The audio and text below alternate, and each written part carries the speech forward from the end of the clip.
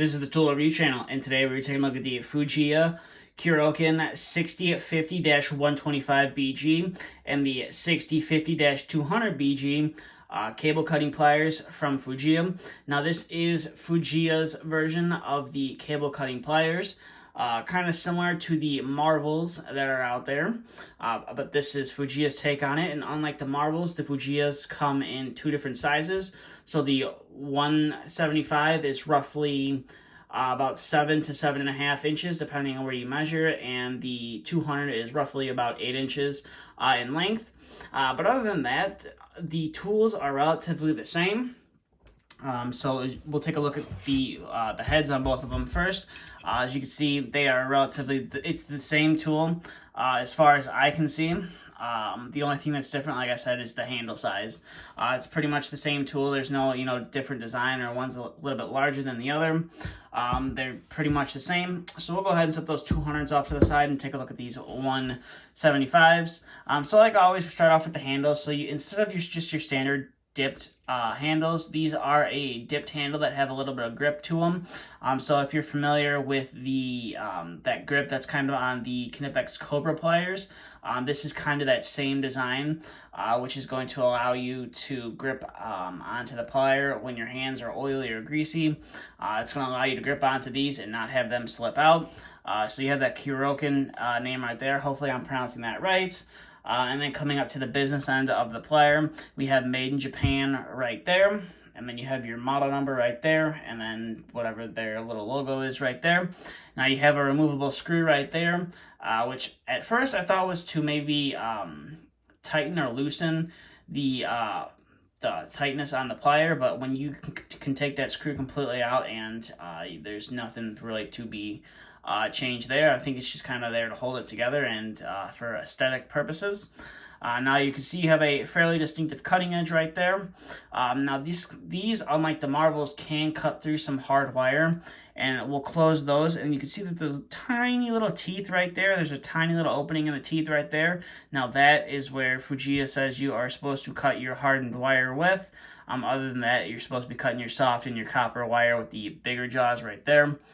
And then coming to the nose of the plier, we can see that instead of having a crosshatch nose, you actually have a fairly small nose on the plier, or on the plier end of these cutters, and the teeth are all going parallel. So unlike the Marvels that have the cross-hatching, you're not going to be able to get as much grip as the Marvels with these. And by looking at the head right there, it's a fairly small head, so you're not really going to be twisting some large gauge wires together like you could do with the a standard pair of side cutters, or you could possibly do with the Marvels.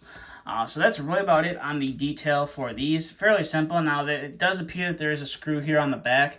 Now I have tried to loosen that up a bit. It will not move, especially when you take the front screw out.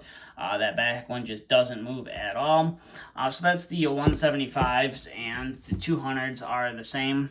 The only thing different is, like I said, the handles, and you got, instead of the 175, you have the 200 BG on the back, but they're pretty much built the exact same way. So that's it for the detail on the pliers. So now we'll go ahead and zoom out, and we'll get to some of the functionality of the pliers. So I'll put these 8s off to the side, and we'll do most of the cutting with the 175s right here. So like we start off with most wire on the channel, we'll start off with this 18 gauge solid wire, and these guys have no problem getting through that 18 gauge wire, which is to be expected.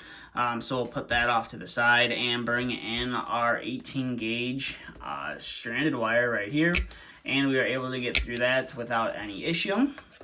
And now we'll get our 16 gauge stranded wire and go ahead and cut through that. And it does have a somewhat distinctive sound when you go ahead and cut through a wire. It does have a distinctive sound.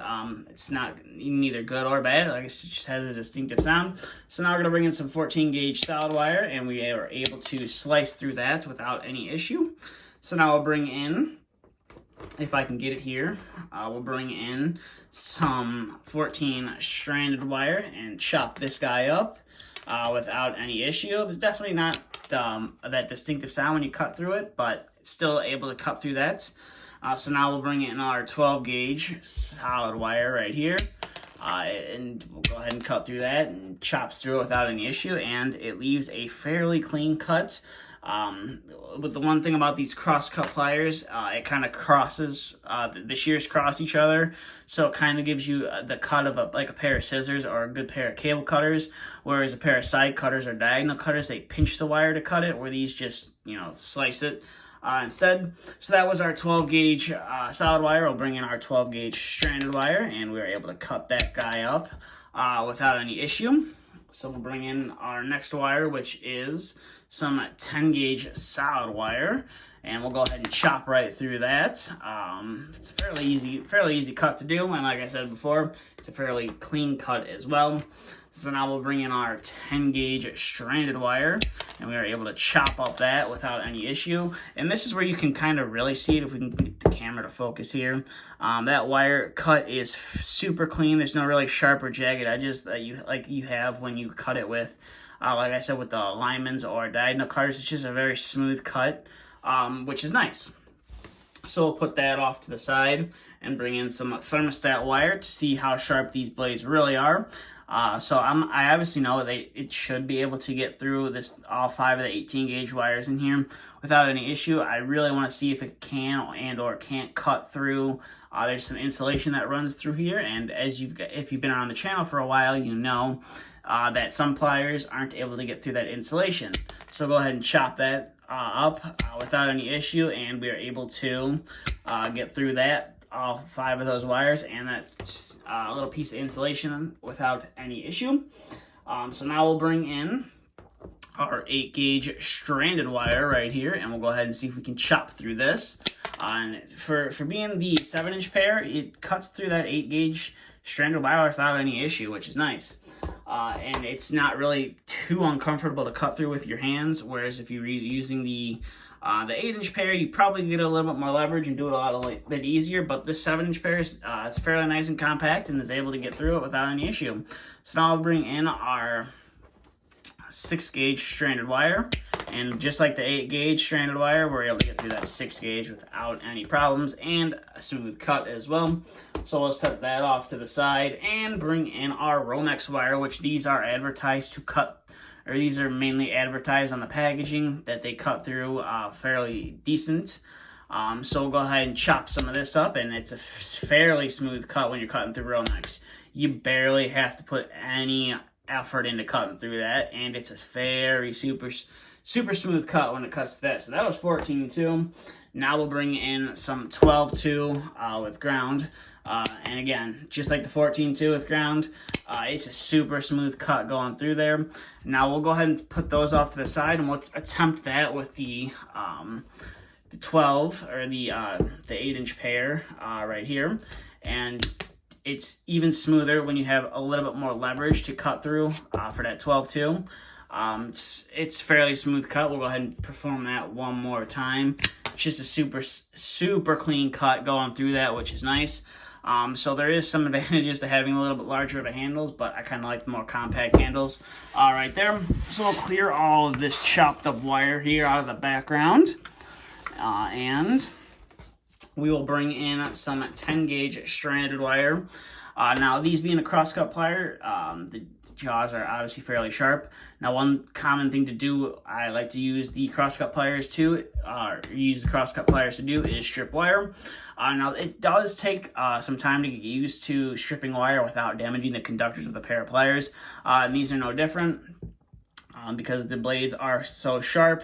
You have to be very careful on how much pressure you apply down to your wire without nicking it. And as you can see right there, I did kind of nick the wire, so I did go a little hard, but you know, it's relatively a new pair of pliers. I only had them for a couple weeks, and I'm just getting used to how much pressure I should and or shouldn't apply when it comes to wanting to strip the wire. And again, right there, I did kind of mess it up, but you can use these to strip wire, which is nice, and it does a fairly clean cut as well. And definitely is a nice pair of pliers. So that was some 10 gauge stranded. We'll go ahead and we'll bring our 8 gauge back in and see if I can't strip some of this. So we'll go ahead and try this gauge wire. Probably be a little bit harder to do, But we are able to do it, and I did nick the wires right there, but again, it's going to take me some practice before I can use them like I use my Marvels, where I'm able to just strip wire without damaging the conductors on the inside. So we'll go ahead and put those off to the side. So that's one good thing about the cross-cut pliers, is you can easily strip wire with them, because it's basically a cable cutter combined with a pair of pliers. So you're 9 times out of 10 going to have those sharp cutting knives on there, which are easily able to pierce that insulation. Then you can use it to pull it off.